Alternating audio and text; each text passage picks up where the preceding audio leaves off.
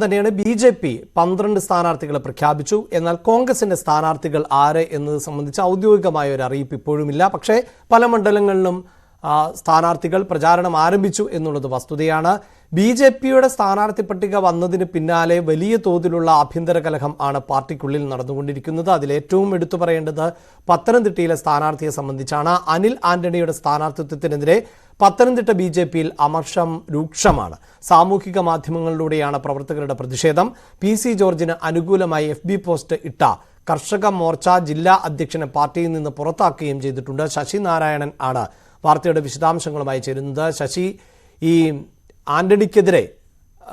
അനിൽ ആന്റണിക്കെതിരെ വലിയ പടയൊരുക്കം എന്ന് തന്നെ പറയാവുന്ന ഒരു സാഹചര്യമാണല്ലോ ഉള്ളത്. ഇതിൽ നേതൃത്വത്തിന്റെ ഇടപെടൽ ഉണ്ടാകുമോ? ഇപ്പോൾ ഏതെങ്കിലും തരത്തിലുള്ള ഇടപെടൽ ഉണ്ടായിട്ടുണ്ടോ? അഭിലാഷേ, BJPയുടെ A ക്ലാസ് മണ്ഡലമായിട്ടാണ് BJP പത്തനംതിട്ട ലോക്സഭാ മണ്ഡലം കാണുന്നത്. അതുകൊണ്ട് തന്നെ വലിയ പ്രതീക്ഷയോടുകൂടിയാണ് BJP പ്രവർത്തകർ പത്തനംതിട്ട ലോക്സഭാ മണ്ഡലത്തിൽ കഴിഞ്ഞ കുറെ നാളുകളായി ഈ ഇലക്ഷന് മുന്നോടിയായി തന്നെ ഒരു സജ്ജമായി ഒരു പാർട്ടി പ്രവർത്തനമാണ് നടത്തിയിരിക്കുന്നത്. അതിനിടയിലാണ് ഈ പാർട്ടിയിൽ പാർട്ടി പ്രവർത്തകർ ആഗ്രഹിക്കാത്ത, ഒരുപക്ഷെ അവര് നേതാക്കന്മാർ പോലും മനസ്സിലുണ്ടാകാത്ത ഒരു സ്ഥാനാർത്ഥി, അതായത് അനിൽ ആന്റണി എന്ന് പറയുന്ന ഈ പുതിയ ഇപ്പോൾ കേന്ദ്ര നേതൃത്വം പ്രഖ്യാപിച്ച അനിൽ ആന്റണിയാണ് ഇപ്പം BJPയുടെ സ്ഥാനാർത്ഥിയായിട്ട് പത്തനംതിട്ട പ്രഖ്യാപിച്ചിരിക്കുന്നത്. ഇത് വലിയ അതൃപ്തി ഈ പ്രവർത്തകർക്കിടയിലും നേതാക്കൾക്കിടയിലും ഉണ്ടായിട്ടുണ്ട് എന്നുള്ളതാണ് വസ്തുത. കാരണം PC ജോർജിനെയാണ് സ്വാഭാവികമായും അവർ പ്രതീക്ഷിച്ചത്. ജില്ലാ നേതൃത്വത്തിൽ ആദ്യം ഈ തെരഞ്ഞെടുപ്പുമായി ബന്ധപ്പെട്ട് സ്ഥാനാർത്ഥിയുമായി ബന്ധപ്പെട്ട് ജില്ലാ കമ്മിറ്റിയിൽ പ്രധാനമായും K സുരേന്ദ്രന്റെയും അതുപോലെ തന്നെ ശ്രീധരൻപിള്ളയുടെയും പേരുകളാണ് നിർദ്ദേശിച്ചിരുന്നത്. അതിന് പകരമായി പിന്നീട് PC ജോർജ് എത്തുകയും PC ജോർജിന് അനുകൂലമായ ഒരു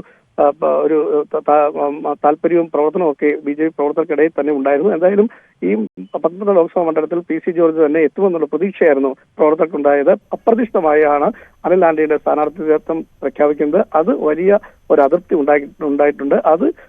അത്തരം അതൃപ്തിയാണ് ഈ സോഷ്യൽ മീഡിയയിലൂടെയൊക്കെ ഈ പ്രവർത്തകർ പങ്കുവയ്ക്കുന്നത്. കഴിഞ്ഞ ദിവസം ശ്യാം തട്ടയിൽ എന്ന് പറഞ്ഞ കർഷക മോർച്ചയുടെ ജില്ലാ പ്രസിഡന്റ് ഫേസ്ബുക്കിലൂടെ ഇത്തരമൊരു ഈ സ്ഥാനാർത്ഥിയുമായി ബന്ധപ്പെട്ടുള്ള ഒരു ഫേസ്ബുക്ക് പോസ്റ്റ് ഇടുന്നു. തുടർന്ന് അദ്ദേഹത്തെ പാർട്ടിയിൽ നിന്ന് പുറത്താക്കുകയും ചെയ്തു. അങ്ങനെ സമാനമായ രീതിയിൽ പ്രവർത്തകർക്കിടയിൽ ഒരു അതൃപ്തി ഈ സ്ഥാനാർത്ഥിയുമായി ബന്ധപ്പെട്ട് BJPയിൽ ഉണ്ട്. അത് നേരത്തെ നമ്മൾ സൂചിപ്പിച്ചുള്ള സുരേന്ദ്രൻ മത്സരം സംബന്ധിച്ച് ഏറ്റവും കൂടുതൽ വോട്ട് ലഭിച്ചൊരു മണ്ഡലമാണ്, വലിയ പ്രതീക്ഷയുള്ള മണ്ഡലമാണ്. PC ജോർജ് അത് അത്തരത്തിൽ മുന്നോട്ട് പോകാൻ കഴിയുമെന്നൊരു പ്രതീക്ഷയാണ് പ്രവർത്തകർ മുന്നോട്ട് വെക്കുന്നത്. ശബരിമല വിഷയമുണ്ടായ സമയത്തൊക്കെ വലിയ അനുകൂലമായി തന്നെ നിന്ന ഒരു നിലപാടാണ് PC ജോർജ് ഉണ്ടായിരുന്നത്. അതുകൊണ്ട് PC ജോർജ് മത്സരിക്കണം എന്നൊരു താല്പര്യം പ്രവർത്തകർക്കിടയിൽ ഉണ്ടായിരുന്നു. അത് പ്രതീക്ഷിക്കാതെ അതിന് ഘടകവിരുദ്ധമായിട്ടാണ് ഇപ്പോൾ അനിൽ ആന്റണിയെ സ്ഥാനാർത്ഥിയെ പ്രഖ്യാപിച്ചിരിക്കുന്നത്. അത് തന്നെയാണ് പ്രവർത്തകർക്കിടയിൽ അതൃപ്തി ഉണ്ടാക്കിയത്. എന്തായാലും ഒരു പരസ്പരം ഇത്തരത്തിൽ സോഷ്യൽ മീഡിയകളിലെയും അവർ പരസ്പരം നേതാക്കന്മാരെയും ഈ അതൃപ്തി പങ്കുവച്ചിട്ടുണ്ട്. എന്തായാലും ഇന്ന് വൈകിട്ടോടുകൂടി അനിൽ ആന്റണി മണ്ഡലത്തിലെത്തും. വൈകിട്ടോടുകൂടി പാർട്ടി ഓഫീസിലെത്തുന്നത് തുടർ നടപടികൾ പ്രവർത്തകരുമായി ആലോചിച്ച് മുന്നോട്ട് പോകാനാണ് പാർട്ടി ജില്ലാ നേതൃത്വം വ്യക്തമാക്കിയിട്ടുള്ളത്. എന്തായാലും ഇത്തരം കാര്യങ്ങൾ ചില ആളുകൾക്ക് മാത്രമാണ് ഇത്തരം ചില അതൃപ്തി ഉള്ളത്. അത് സംഘടനാപരമായുള്ള ഇലക്ഷൻ സമയത്തുണ്ടാകുന്ന സ്വാഭാവിക ഒരു നടപടി എന്ന നിലയ്ക്ക് തന്നെയാണ് ജില്ലാ നേതൃത്വം വ്യക്തമാക്കുന്നത്. പക്ഷെ പരസ്യ പ്രചരണം നടത്തിയതിനെതിരെയാണ് ശ്യാം തട്ടലിനെതിരെ ഇത്തരം ഒരു നടപടി ഇപ്പോൾ എടുത്തിട്ടുള്ളത്. എന്തായാലും തെരഞ്ഞെടുപ്പ് പ്രവർത്തനങ്ങൾ സജീവമായി മുന്നോട്ട് പോകും എന്ന് തന്നെയാണ് നേതൃത്വം വ്യക്തമാക്കുന്നത്. അഭിലാഷേ, പത്തനംതിട്ടയിലെ തെരഞ്ഞെടുപ്പ് ചിത്രം നേരത്തെ വ്യക്തമായിരുന്നു. പക്ഷേ BJPയുടെ സ്ഥാനാർത്ഥിയായി PC ജോർജ് എത്തും എന്നുള്ളതായിരുന്നു പൊതുവേ ഒരു വിലയിരുത്തൽ. അവിടെയാണ് അനിൽ ആന്റണി സ്ഥാനാർത്ഥിയായി എത്തിയത്. അതോടെ BJPക്കുള്ളിൽ തന്നെ വലിയ പ്രതിഷേധങ്ങൾ, ചിലർ പരസ്യമായി തന്നെ അത് പ്രകടിപ്പിക്കുകയും ചെയ്യുന്നു.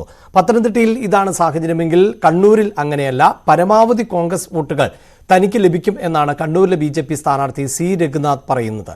കോൺഗ്രസിൽ നിന്ന് കൂടുതൽ നേതാക്കളും പ്രവർത്തകരും BJPയിൽ എത്തുമെന്നും രഘുനാഥ് ന്യൂസ് 18നോട് പറഞ്ഞു. കണ്ണൂരിൽ C രഘുനാഥിന്റെ പ്രചാരണ പരിപാടികൾ ആരംഭിക്കുകയും ചെയ്തു. കോൺഗ്രസിനകത്ത് അസംതൃപ്തരായ ഒരുപാട് ആളുകളുണ്ട്. ആ ആളുകളുടെ ഒക്കെ തന്നെ വോട്ട് സമാഹരിക്കാൻ കഴിയും എന്നാണ്. ഒപ്പം തന്നെ കമ്മ്യൂണിസ്റ്റ് പാർട്ടിയിലുമുണ്ട്. കമ്മ്യൂണിസ്റ്റ് പാർട്ടിയിൽ അങ്ങനെ പഴയ കാണുന്ന ഏകശില തത്വം എന്നുള്ള പാർട്ടികളല്ല, അതിനകത്തും ഒരുപാട് ഭിന്നിപ്പുകളും ആളുകളൊക്കെ തങ്ങളുമായി ബന്ധപ്പെടുന്നവരൊക്കെ ഉണ്ട്. കമ്മ്യൂണിസ്റ്റ് പാർട്ടിയിൽ നിന്നും കോൺഗ്രസിന്റെ ഭാഗത്തു നിന്നും അനുകൂലമായ ഒരുപാട് ആളുകൾ ഇത്തവണ മാറി ചിന്തിക്കും എന്നുള്ള വിശ്വാസമുണ്ട്. അതുതന്നെയാണ് കണ്ണൂരിൽ വിജയിച്ചു വരാൻ നമുക്ക് സാധിക്കുമെന്നുള്ള ആത്മവിശ്വാസം പകരുന്നതിന്റെ ഘടകം. ഞങ്ങൾ വിജയിക്കാൻ തന്നെ മത്സരിക്കുന്നു, അല്ലാതെ വോട്ട് വർദ്ധിപ്പിക്കാനല്ല, വിജയിക്കാൻ തന്നെയാണ് ഞങ്ങൾ എല്ലാവരും മത്സരിക്കുന്നത്. ഒരുപാട് ആളുകൾ ഇനി വരും. ഇലക്ഷന് മുന്നേ തന്നെ ഒരുപാട് ആളുകൾ, പ്രധാനപ്പെട്ട ആളുകൾ തന്നെ. പല ആളുകൾ ഇപ്പോൾ കാത്തു നിൽക്കുന്നത് ഇതിന്റെ ലിസ്റ്റ് വരാനല്ലേ.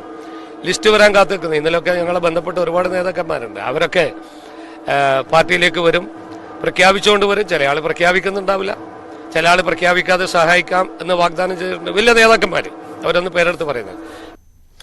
റൈറ്റ്. എന്തായാലും ഇവരൊക്കെ ഇങ്ങനെ വോട്ട് ചോദിച്ച് ജനങ്ങളെ സേവിച്ചു കൊള്ളാം എന്ന് പറഞ്ഞാണ് ഈ നിയമ നിർമ്മാണ സഭകളിലേക്കൊക്കെ പുറപ്പെടുന്നത്. പക്ഷേ അവിടെ ചെല്ലുമ്പോൾ ചോദ്യങ്ങൾക്ക് വേണ്ടി അടക്കം പണം ഒക്കെ ചോദിക്കുന്ന സാഹചര്യം ഉണ്ടാകാറുണ്ട്.